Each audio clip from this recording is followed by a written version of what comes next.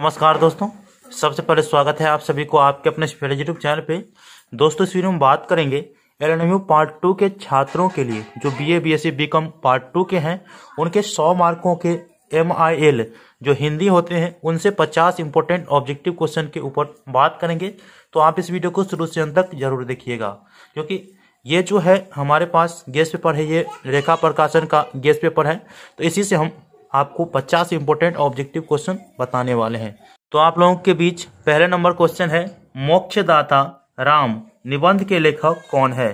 तो हम सभी को पता रहना चाहिए, मोक्षदाता राम निबंध के लेखक महात्मा गांधी है, जो कि ऑप्शन क इसका सही आंसर है। इसके बाद दूसरा नंबर क्वेश्चन है, महात्मा गांधी का जन्म कब हुआ?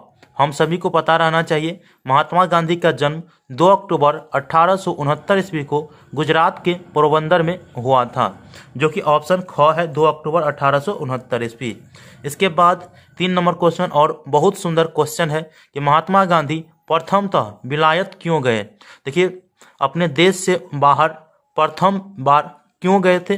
वो वकालत पढ़ने के लिए गए थे। वकालत पढ़ने इसका सही आंसर होगा, जो कि ऑप्शन ख में है। ठीक है, ऑप्शन ख, महात्मा गांधी विलायत क्यों गए थे?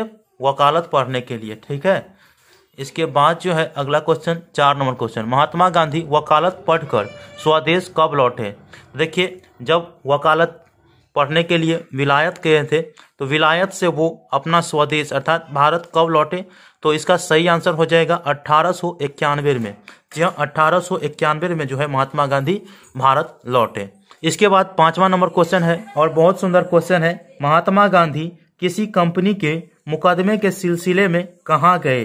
तो याद रहना चाहिए कि महात्मा गांधी ने किसी कंपनी के मुकदमे के सिलसिले में दक्षिण अफ्रीका गए थे, जहाँ पे अंग्रेजों द्वारा भारतीयों पर अत्यधिक अत्याचार देखने को मिला था, और वहाँ पे जो है अत्याचारों का सामना, दुर्व्यवहारों का सामना महात्मा गांधी को भी करना पड़ा था। ठीक है, इसके बाद अगले क्वेश्चन के बारे में बात कर लेते हैं। तो यहाँ पे 6 नंबर क्वेश्चन है कि दक्षिण अफ्रीका में रहते हुए महात्मा गांधी को किनके साथ किनका दुर्व्यवहार होता दिखाई दिया? इसके कहने का तात्पर्य है, जब महात्मा गांधी दक्षिण अफ्रीका गए तो उनको किनके साथ, मतलब किन लोगों के साथ किनका दुर्व्यवहार देखने को मिला था? तो वो अंग्रेजों द्वारा अत्याचार किया जा रहा था, दुर्व्यवहार किया जा रहा था भारतीयों पर। ठीक है, तो यहाँ पे ऑप्शन ख जो देख रहे हैं आप, अंग्रेजों का भारतीयों के साथ। ठीक है, ऑप्शन ख इसका सही आंसर होगा। ठीक, इसके बाद जो है 7 नंबर क्वेश्चन है कि भारतीय राजनीति के क्षेत्र में महात्मा गांधी का प्रवेश कब हुआ? देखिए, भारतीय राजनीति के क्षेत्र में महात्मा गांधी का जो प्रवेश हुआ वो 1920 ईस्वी में हुआ। कब? 1920 ईस्वी में। इसके बाद अगला क्वेश्चन है, महात्मा गांधी का निधन कब हुआ? तो आप लोगों को याद रहना चाहिए, 30 जनवरी 1948 को महात्मा गांधी का निधन हुआ, जो कि आप लोगों का ऑप्शन क में है, वो सही आंसर है। इसके बाद जो है, मोक्षदाता राम महात्मा गांधी का क्या है? तो ये एक निबंध है। मैंने पहले नंबर क्वेश्चन में आप लोगों को पता चल गया होगा कि मोक्षदाता राम निबंध के लेखक कौन है? तो महात्मा गांधी। तो मोक्षदाता राम निबंध जो है महात्मा गांधी का है। ठीक है, तो यहाँ पे निबंध हो जाएगा। इसके बाद 10 नंबर क्वेश्चन है, मोक्षदाता राम शीर्षक निबंध में क्या प्रस्तुत हुआ है? देखिए, मोक्षदाता राम शीर्षक निबंध में जो है महात्मा गांधी का जो है आध्यात्मिक चिंतन प्रस्तुत हुआ है, जो कि आप लोग ऑप्शन ग में देख रहे हैं, वो सही आंसर है। ठीक है, इसके बाद 11 नंबर क्वेश्चन है, महात्मा गांधी की राम विषयक मान्यता किस कवि के निकट जान पड़ती है? देखिए, महात्मा गांधी की राम विषयक जो मान्यता है वो किस कवि के निकट जान पड़ती है? तो वो कबीर के निकट, जो कि ऑप्शन क में है। ठीक है, इसके बाद अगले क्वेश्चन के बारे में बात करते हैं। इसके बाद 12 नंबर क्वेश्चन है, महात्मा गांधी की दृष्टि से राम वही तत्व है जिसमें, देखिए, महात्मा गांधी की दृष्टि से राम वही तत्व है जिसमें योगी का मन रम जाता है, जो कि ऑप्शन ख में है, योगी का मन रम जाता है। ये लाइनें हैं जो कि मोक्षदाता राम में कहा गया है। ठीक है, इसके बाद 13 नंबर क्वेश्चन है, क्या महात्मा गांधी को व्यय व्यक्तित्व मोक्ष के लिए अवतार संबंधी कथाओं पर आश्रित होना अनिवार्य है? क्या महात्मा गांधी के व्यक्तित्व मोक्ष के लिए अवतार संबंधी कथाओं पर आश्रित होना अनिवार्य है? तो यहाँ पे ऑप्शन है हाँ नहीं दोनों, इनमें कोई नहीं। तो इसका सही आंसर होगा नहीं। ठीक है, ऑप्शन ख इसका सही आंसर है। इसके बाद है पुरुषार्थ कितने हैं? देखिए ये इंपॉर्टेंट क्वेश्चन है, पुरुषार्थ कितने हैं? तो पुरुषार्थ 4 है, जो कि ऑप्शन ग में है। 15 नंबर क्वेश्चन है आर्य संस्कृति की महत्वाकांक्षा माना गया है। देखिए आर्य संस्कृति की महत्वाकांक्षा माना गया है, वो पुरुषार्थ को माना गया है। और पुरुषार्थ कितने होते हैं? 4 होते हैं। 16 नंबर क्वेश्चन महात्मा गांधी अद्वितीय ग्रंथ मानते हैं। तो महात्मा गांधी जो अद्वितीय ग्रंथ मानते हैं, जिसका दूसरा कोई ग्रंथ नहीं है, वो जो है तुलसीदास की रामायण को मानते हैं। ठीक है, जो कि ऑप्शन ख में है।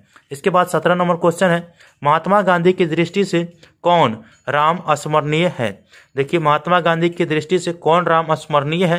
तो वो स्वकल्पित राम स्मरणीय है, जो कि ऑप्शन ग में है। इसके बाद अगले क्वेश्चन के बारे में बात करते हैं। इसके बाद 18 नंबर क्वेश्चन है महात्मा गांधी की दृष्टि से ईश्वर को देखने की अभिलाषा तब तक पूरी नहीं हो सकती जब तक कि, इसके बाद ऑप्शन आप लोग देख सकते हैं।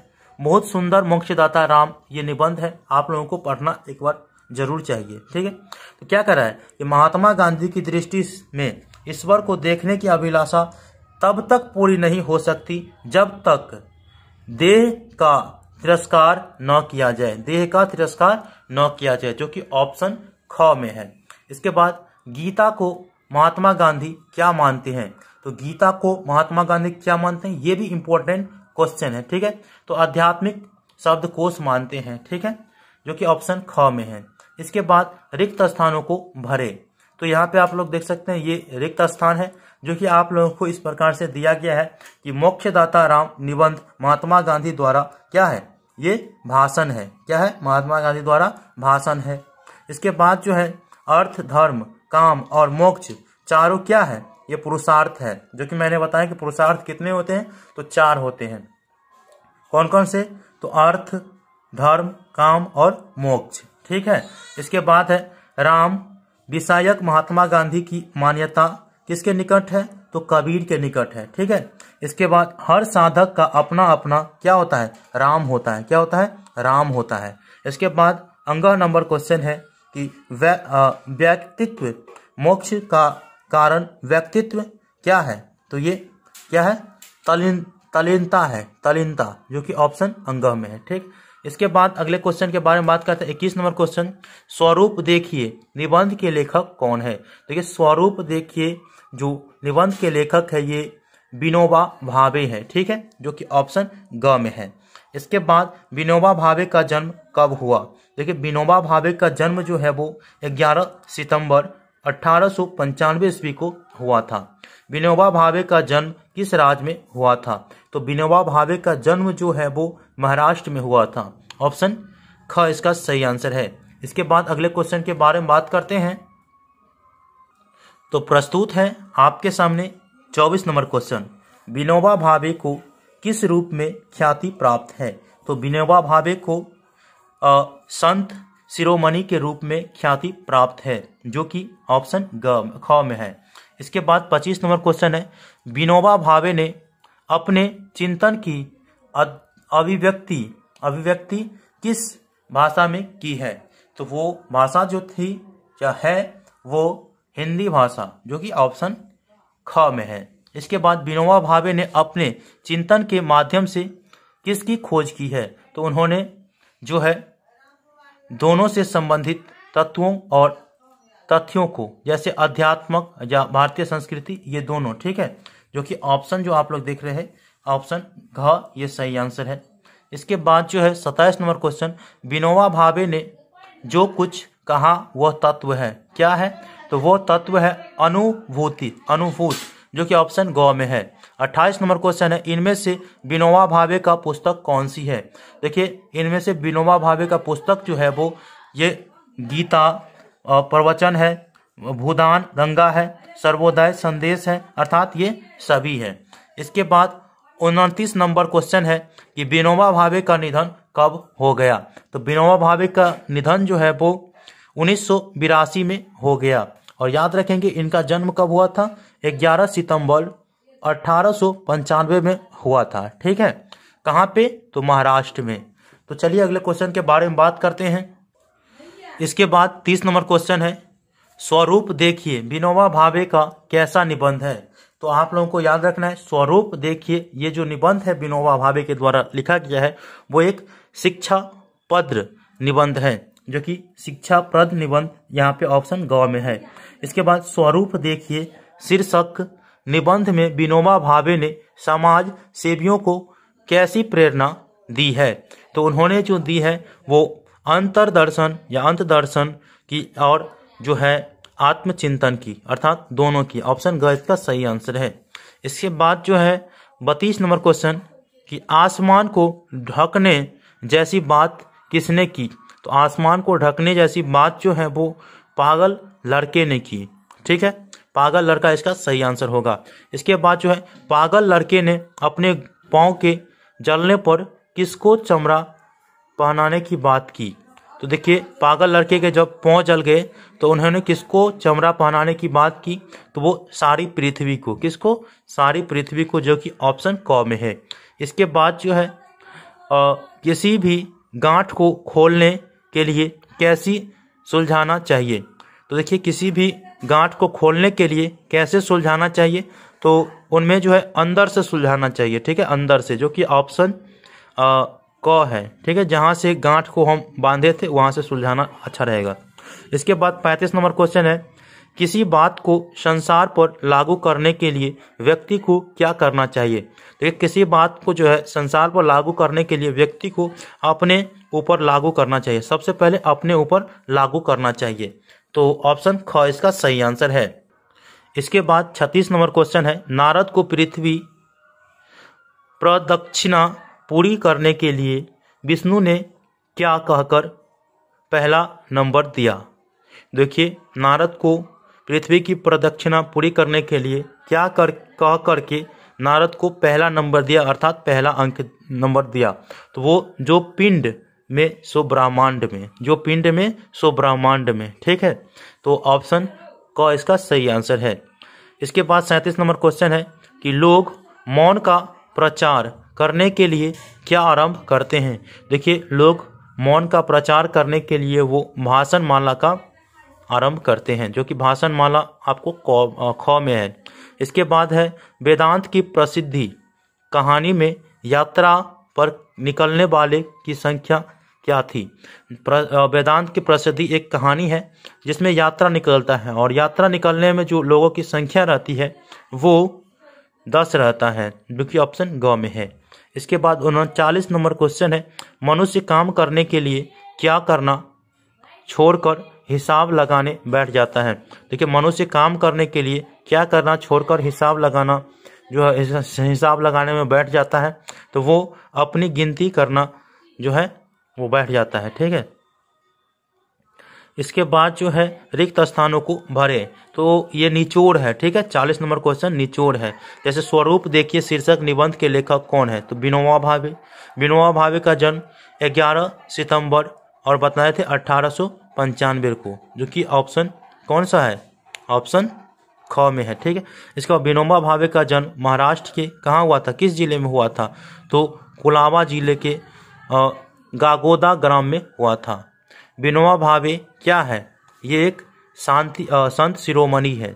इसके बाद विनोबा भावे ने इसके बाद ज्ञान और कर्म की शिक्षा दूसरों को देने की बजाय स्वयं के जीवन में की।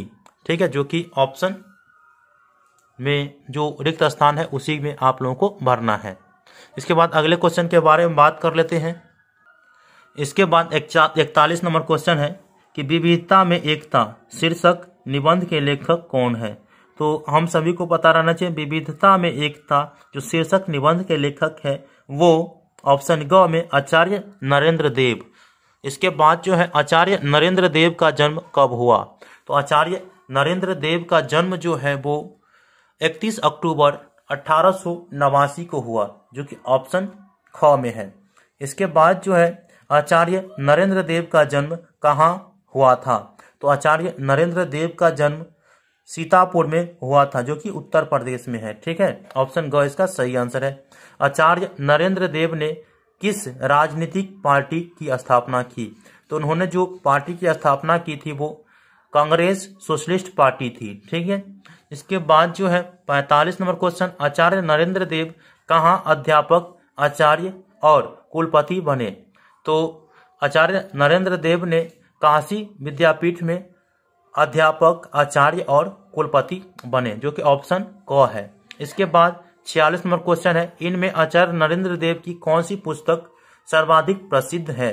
तो उनकी जो पुस्तक थी साहित्य, शिक्षा एवं संस्कृति, वो अत्यधिक प्रसिद्ध है। इसके बाद अगले क्वेश्चन के बारे में बात कर लेते हैं।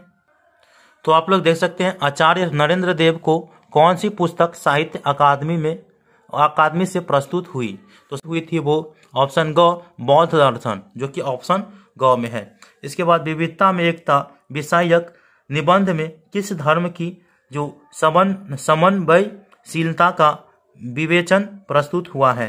तो वो उस धर्म का जो आप लोगों को हिंदू धर्म याद रखना है। ठीक है, इसके बाद अगला क्वेश्चन 49 नंबर क्वेश्चन है कि विविधता में एकता शीर्षक निबंध में लेखक ने किस धर्म को भारतीय धर्म कहना सार्थक समझा? तो आप सभी को पता रहना चाहिए हिंदू धर्म को। ठीक है, इसके बाद 50 नंबर क्वेश्चन कि वह कौन सा धर्म है जिसमें एक ही साथ अनेक संप्रदाय एवं पंथ अपनी पहचान के साथ जो है समाविष्ट है? तो वो जो धर्म है वो हिंदू धर्म है। तो मैंने यहाँ पे 50 इंपॉर्टेंट जो ऑब्जेक्टिव है वो मैंने बता दिए हैं। दोस्तों, इससे आगे आप लोगों को कौन से पार्ट का, कौन से बुक का ऑब्जेक्टिव चाहिए वो मुझे आप कमेंट कर दीजिए। और मैं अपने नए चैनल पे इम्पोर्टेंट ऑब्जेक्टिव जो है, जो पूरा का पूरा 200 ऑब्जेक्टिव क्वेश्चन मैं अपलोड करूंगा। इसके लिए उस चैनल का लिंक वीडियो को डिस्क्रिप्शन बॉक्स में दे दिया हूँ, वहां से आप उस चैनल को सब्सक्राइब कर लीजिए और नोटिफिकेशन को ऑन कर लीजिएगा। मैं उसी चैनल पे अधिकतर वीडियो अपलोड करने वाला हूँ।